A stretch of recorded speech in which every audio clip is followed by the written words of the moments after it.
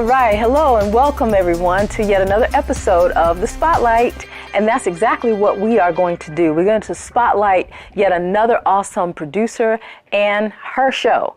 Tonight, I have with me the pleasure of having with me Miss AnGala Portorreal of DivaSpeaks Relationships. So, hi, Dawn. Hello, lady. Welcome, welcome, welcome. It's been a long time. It has. So good to see you. And thank you for having me. Absolutely. The pandemic just kind of put that buffer, that gulf between us. And it did. I'm glad to see you. I'm so glad to see you. Yes. So let's start with this name, because I know everybody, what's Portorreal, who may not have seen the show yet. Okay. So give me the origin of that name. AnGala Portorreal, my last name. Both. Okay, AnGala, my birth mom, may she rest in peace. I never knew her. Okay. It is rumored that she is part Ethiopian. Okay. So that's where AnGala comes from. Mm-hmm. Portorreal is my husband's name. Mm-hmm. He's from the island, the Dominican Republic. Mm-hmm. So, you know, I have this arrogance about me now that I say our name better than he does. Oh, okay. All right. Well, there's a lot of history and a lot of culture in there, and I can see Ethiopia. I can see it. So that's beautiful. Thank you. Yeah. And if you will, let's give us a little bit of background about DivaSpeaks. Where does that come from? Okay. So I started, so it was back around I think it was like the year 2019. Mm-hmm. And I was on a road with my husband, and we would listen to various shows in the truck. And some of I don't want to call the name, but it's a nationally syndicated radio show. Okay. And they would dispense advice, and I would always have a different perspective, not necessarily having a rebuttal or finding their advice to be problematic. I just thought that there was more that could have been offered to the conversation than what was presented, especially to readers or followers or fans that took the time out of their day to write into the show in hopes that their letter would be heard and to get some feedback. Right. So that was number one. Number two, I just thought it continues to be disheartening to listen to some of the information that is being broadcasted, and then at the end of it to be, you know, the people, whoever is in the subject matter, you know, you're making fun of them. So I decided to, at that time, start a podcast. And I did. DivaSpeaks Relationship Podcast was formed. And the more I got into it, you know, people from, you know, where I graduated high school, they helped me to remember I've always been that girl. Wow. I don't know. I didn't make the connection. But I've always been the girl, the young woman that people always sought out for advice. I've always been the person, even in between marriage 1 and 2. Okay. You know, family members would come to me, come to my house, invite me over, bring their friends over, and I'm the person that people would want to sit down and talk to about what was going on. I've always had that gift. Okay. So I decided to do the podcast, and that's where it started. And from there, oh my God. God has been amazing. I share the same hosting site as Access 21, so I'm not really promoting anything, but the analytics showed that there was a lot of interest in the things that I was saying. And my audience seemed to be abroad, mostly overseas. And if you know anything about how the relationship climate is now, people from overseas usually subscribe to traditional values. And so the things that I am saying and was saying at that time spoke to their core values. Okay. So I dipped off into ministry, DivaSpeaks Relationship Ministry, got myself on a few, 5 to be exact, ministry channels. Wonderful. And if you add that to the fact that Access 21 has a Roku channel. Right. So at one particular time last year, I was on 8 different Roku channels. Wow. And I was getting feedback from each of them. All of them were saying the same thing, that the numbers were great, this and that. And I decided at that time, I want to see if I can get my own Roku channel for my show, right? And build it slowly. I'm not in a rush to add a lot of content creators or whatever. I just strictly want to focus on nostalgia when times were good, when the environment was about family, was about love. Yeah. So with the channel, my Roku channel, I really focused on the talk show aspect. I do the ministry aspect on Sundays. And then in between that, I throw in a lot of good stuff that make people feel good. Well, that's good. And I know what I have seen. You go right in and you make it very clear that this is for those of you who are in your committed relationships, but for your spouses, your marriage. We're talking about the commitment and the things that need to happen so you establish the foundation for that. I want to be very clear about that. I do say I've recently started going live on one of the platforms that holds a lot of weight right now. Okay. And there is a tremendous hunger and thirst. You know your people when they come. Because if it's not for you, you'll keep scrolling. Right. Or I won't capture your attention. Right. But what I've seen now is the culture, the climate, the society that we live in subscribe to this almost, I just have to say, demonic, satanic way of thinking about relationships. Their approach is, I ain't got time for this. I know my worth. And the finger pointing, the adversarial approach, the chaos, no accountability. I'm just saying, this is not what it should be. So on my platform, just like you said, I am quick to let you know, if you like that type of entertainment, if you like the men versus the women and the finger pointing, my show is not for you. My content will bore you to death because I want to talk to the grown people. Okay. I want to talk to the people, even if you're not married, there's substance in what I'm saying. Right. Because I find that it is not when times are good that you want or you need anything. When you're first meeting somebody, well, there may be a conversation on what to identify as a red flag, a green flag, when to pump the brakes. But I find that people are in need when the enemy attacks the relationship. Okay, yeah. You are in need when something unexpected happened. It doesn't always have to be something that your spouse or your significant other has done.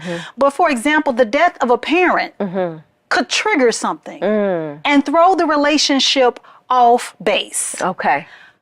Bad association can infiltrate your relationship. Okay. I know that personally. Okay. I know that bad association spoils useful habits, and I've watched how the enemy came in like a flood and almost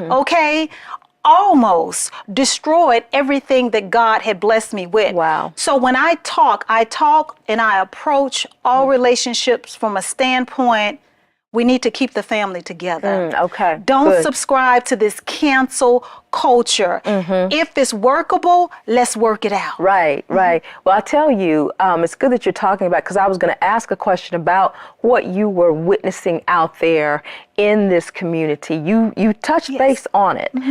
People who are pointing fingers and not wanting to be accountable for their own actions.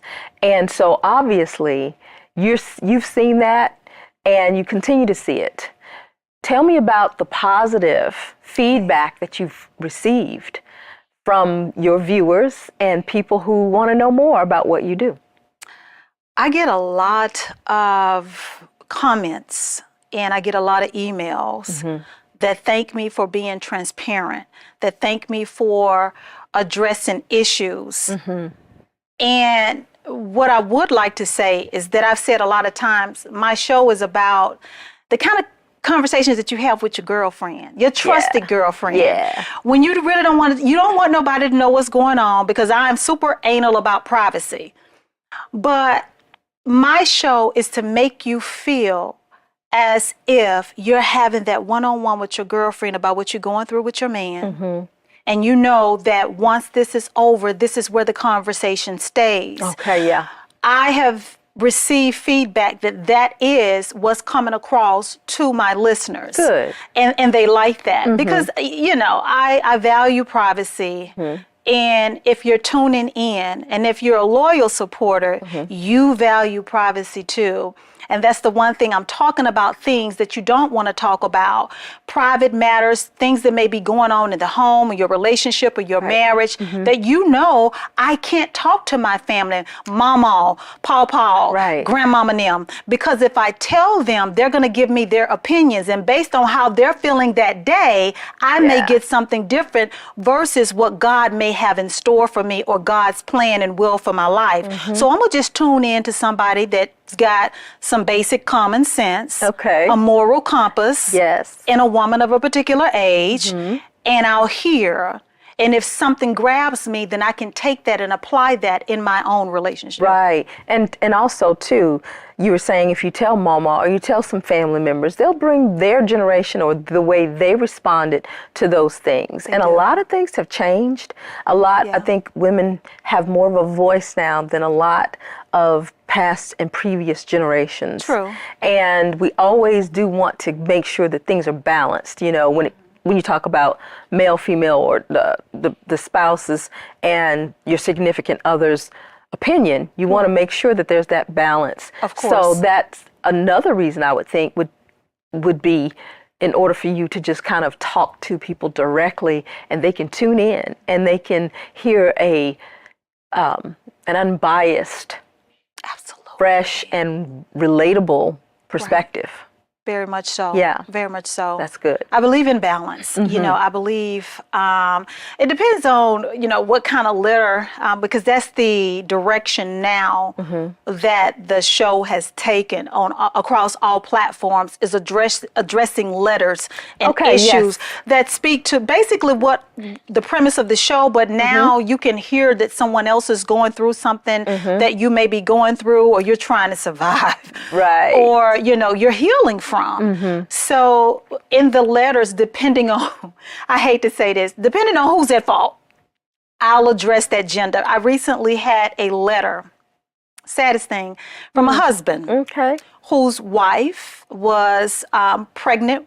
This is her third pregnancy, for example. And turns out her little secret came out. The wife is pregnant for someone else, possibly. Ooh. And the wife has given the husband something. The gynecologist. Okay. An STD. Right. Let's just say. So typically what you'll see on different social media platforms, you will hear a lot of gender bashing. Yeah. And because I am a certain gender, it would seem that I would point the finger at him, and not hold her accountable for what she's done. Right. But what I did in this particular instance was I did address, you know, the person that was wrong, but I also let the male know that, you know, I see some issues with you too. Okay. You know, having that balance. Okay. Well, that is a very sticky situation. Very. And unfortunately, I think it happens a lot. I think it happens a lot, and then you bring children into it. And so that's another whole dynamic, right? I would say that's the saddest thing is when a relationship or a marriage begins to crumble. And you have children involved. Yeah. And the two of you are trying to figure it out. And the children not necessarily are trying to pay attention, but is right there in the forefront. Yeah. They're in the home. They're listening to the arguments. They're watching how the two of you are interacting with one another. Right. And the saddest thing is that's going to be imprinted in their mind. And when they grow up to be adults, it's a real possibility that they will repeat what they've witnessed. Yeah. So, that's unfortunate. Well, I'm glad that you brought that up. I like that you brought that specific thing up. And I am curious, of course, because, you know, your show is, you know, DivaSpeaks relationship. What did you say to the gentleman? Oh, Dawn, you're trying to get me in trouble. Well, now, let me back up. It's everywhere now. That may not be what you shared on your show. It is. It is? Yeah, I shared it. Okay, well, I didn't see that episode. Okay, so let me back up a little bit. Okay. The husband wanted the wife to terminate her pregnancy. Okay. The husband advised me and the wife that if you want to stay in the marriage, you have to terminate this pregnancy if it is not my child. They had to be a couple of means because he's already paid a few grand to have the paternity test done in advance. He wrote me in the meantime looking for some feedback while waiting on the results. So her options were to terminate the pregnancy or keep the baby and leave with nothing. I found that to be extremely harsh. Yeah. I think the very thought of, I don't want to say the K word, unaliving or ending a pregnancy for the sake of saving a relationship or to be with a man, that blows my mind. And I did tell him, who's to say that after she does what you have requested, that you would still want to continue in the marriage with her? So she would have terminated her pregnancy for your benefit. In the end, you end up walking away. And why? I don't advise that. And I did say, I do see a lot of issues with you, because for you to go from one extreme, it was extreme harsh. There was no balance. There was no consideration that this is the mother of my other 2 children. There's no consideration for this is the life we built together. It's just, that. Well, as you can see, everyone, this is meaty conversation on this show and, of course, on your show. And speaking of the show itself, talk to us about how you even pull it together. Because, you know, when we met, of course, you were taking classes. And you were getting things going. And I want to know what your thought process was when it came to what you needed to do technically and practically to bring this to fruition. You mean like the televised aspect of it? Right, because I mean, I want to go ahead and break down the fact that I see your awesome open, you know, the graphics. That, you know, are, very nice, very nice. And in one episode I saw where there was a music video that opened the episode. And, you know, so those types of things, they take thought, they take time, they take... Oh, I see where you're going. Yeah. What do you need? What were you thinking about? What do I need to do and how am I going to do it? So... there was a lot of challenges. You spoke of it earlier. When I started the classes here, I think we were in the thick of COVID. So we already had, and we were faced with some challenges. And then I remember not being able to utilize the studio like I wanted to, because being in the studio, it has a different appeal. People are attracted to that. You're more credible when you're in the studio. So I was thinking, what can I do to film at home and still draw them in? And I've heard that the first few minutes of a show is where you can capture the audience or you'll lose them altogether. So I made up in my mind that just like the Wendy Williams show, the Oprah show, and every show that has been successful, you know, prior to me having the idea, they've always had an opening.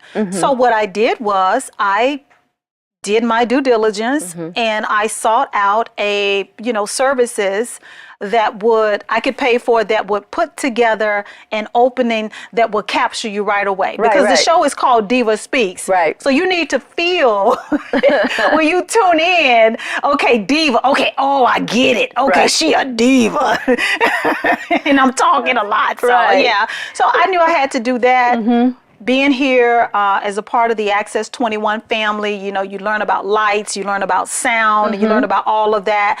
So I was equipped with the tools to build the show, but I needed to, in the idea, and I can talk obviously about relationships for days on end. You got your stuff. But, you know, I recall the station from time to time and ask different questions, you know, and I found out that I could pull information and different content from free websites and build a show versus just sitting here or sitting in the studio and talking. I need to give them a show.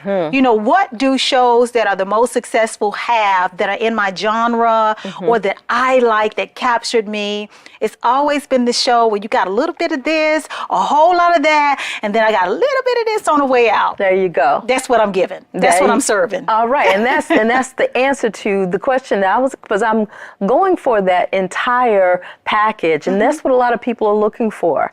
And in this day and age, a lot of times people are just blah, blah, blah, flashing, and they shouldn't do that. We don't want to encourage that, where you're just scrolling and looking at everything. And like you mentioned before, if people are of this mindset where they're pointing fingers or they get caught up in that, then you need to bring something different.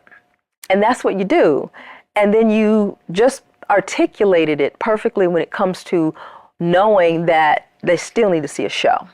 They do. And it still needs to be attractive. It still needs to pull you in. It does. So, very good. Thank you. Yeah. Thank you. Very good. And of course, I often hear you talk about your faith and how that has helped you in your own personal relationship, and then giving out to others. So talk to me a little bit about that. How do you bring that into the mix? Oh my goodness. What do you So for people that don't know, I am born and bred and a native of Dallas, Texas. Okay. My church home for many, many years until I moved here was the Potter's House. Okay. Under Bishop T.D. Jakes. I remember him saying something in the 90s. I don't know why it stuck with me, but it stuck with me.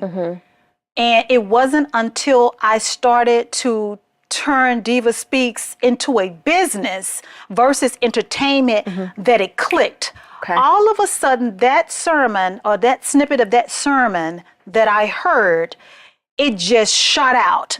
He said that when you are operating in your divine purpose, the enemy will fight you the hardest in the very thing that you were called to do. I am not exempt from that.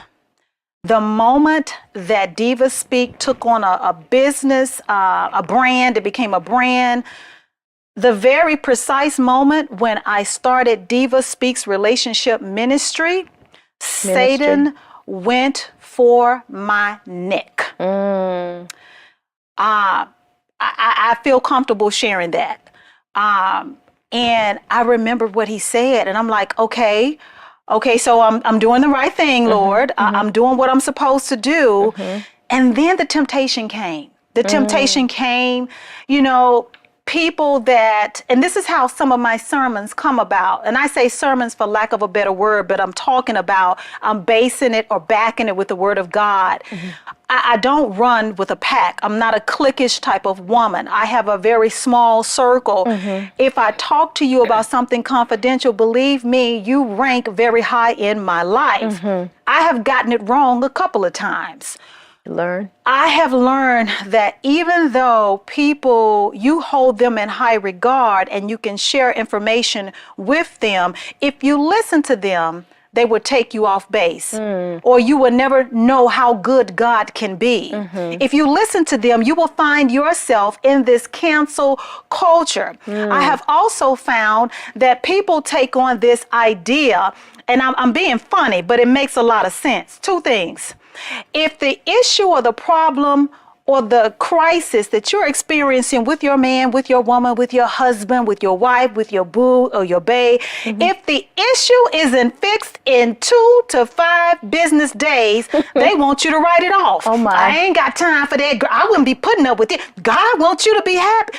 No, stop, please. We're not doing, no. Maybe what God is trying to do is expose the flaws and the cracks in the foundation with the both of you. You didn't get to this season of struggle in 30 seconds. And if we have 2 fully grown, mature adults, why would you think if we're both stuck in our ways, which more than likely we are, that magically things are just going to get better? Everything takes time, and people want to rush the process and ruin the results. People want a testimony without having to go through the test. And then you get upset when you find yourself, you're without a husband or a wife, and you're watching other people work through theirs and God blessing them in a season of restoration, or they're experiencing the romance, the love, and the renewal of vows like never before. But you're sitting over there with your bitter self because you ain't have time for that. You tell them. When I speak passionately about not allowing the enemy to get into your ear. That's Even good. with the best of intentions, people can give you bad advice. Well, there People you can go. give you advice and you will find yourself single, feeling alone and feeling like you're depressed and feeling as if God failed you when that's not the case. Well, I tell you, speaking of alone, and we touched a little bit on the pandemic, AnGala, what have you seen or heard about these relationships as a result of the pandemic? Because we know that the pandemic unearthed or magnified a lot of things that were already going on. That's true. What would you say you have been able to see and been able to minister to as a result of the pandemic revealing some things in relationships? It exposed cracks in the foundation. You see a lot of people were just carrying on with their lives. Things were good, or you can ignore them as long as we only had to come home after working 8 to 14 hours outside of the house. When we get home to one another, we're only spending maybe 2 to 5 hours awake, and then we go back to bed and we wake up and we do the same thing over again. But when the pandemic came, you were forced to sit with whoever you were with. Right. You were forced because there was no entertainment outside of the home. Most people were quarantined. We did go through that season. Right. So now you get to look at who your spouse or who your significant other has actually evolved into. Wow. And now you're getting to see that I don't really like this. I don't really like this person. This person doesn't really like me. Wow. Interesting. And you got no tools, you got no resources, you got no outside help at this time to help navigate through this difficult process. It was something new for all of us. It impacted most relationships, whether that was for the better or the worse, but a lot of people didn't make it out of that pandemic with their relationships or their marriages intact, unfortunately. Yeah, that is very unfortunate. And it sounds like that there's a necessity for what you're doing. And so I'm so glad that you have the different platforms. You are talking from your heart to people. Yeah. And before we wrap this session up, what are some things that you feel like people should walk away or take away just right now? You know, in this time we are changing into a different season. Yes, we are. You know, and we want to move forward. So before we wrap up, what would you say quickly? I would say, don't be so quick to throw away your relationships. There's nothing out there, as the kids say, in these streets. These streets. If you think you're going to find better, you're going to run into a situation where you're not. And then you'll find yourself regretting your decision. Make every effort to accept your wrongs, what you brought to the table, and extend your partner grace. Absolutely. And you know, another thing we can do is encourage people to continue to listen to you. And I thank you for being here Thank you, tonight. Dawn. All You're right. welcome. Okay. And everyone, I want to thank you once again for joining us for Simpact Spotlight. And we hope that you will join us again and tune in to AnGala Portorreal with DivaSpeaks Relationships here on Access 21. And she'll let you know where else you can check her out. So we'll see you next time right here on the Spotlight. Have a good one.